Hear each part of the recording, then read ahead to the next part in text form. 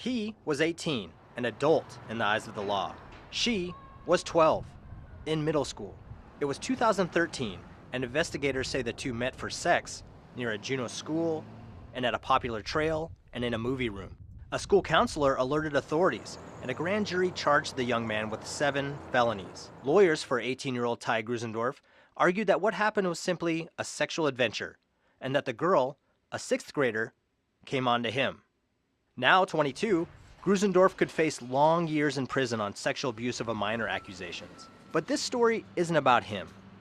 It's about his father, who works across the street from the courthouse at the state legislature, where Alaska's laws are always under construction. Laws like this one, which decides the age limits and punishment for statutory rape. Tim Grusendorf is one of the highest paid and longest serving employees of the state Senate, and a staff member for the influential Finance Committee.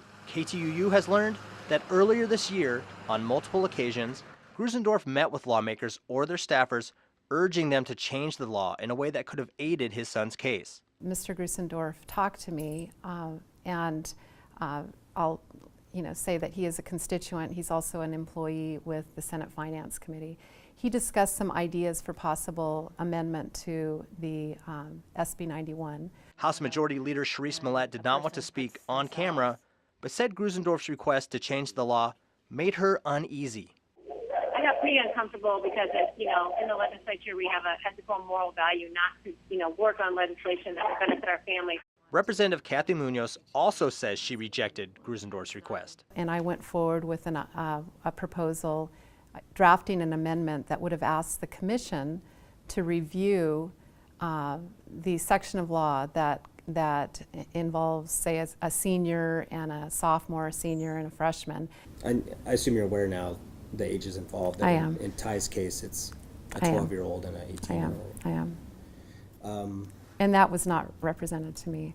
State ethics rules forbid lawmakers or their staff from using government resources for their personal benefit. We traveled to Juneau to talk to Grusendorf. Hey, are you Tim? Yep, I am. Hey, I'm Kyle. We spoke yesterday. Yep.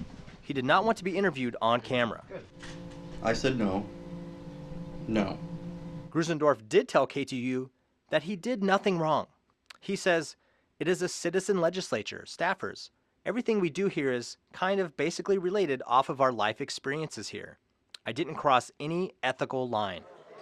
For all his efforts, Grusendorf was unable to change the law. The sweeping crime bill passed without his proposed amendments. As for the criminal case that began all the trouble, a judge threw out the charges against Grusendorf's son in July after the legislative session was over, based on inadmissible evidence that was shown to a grand jury.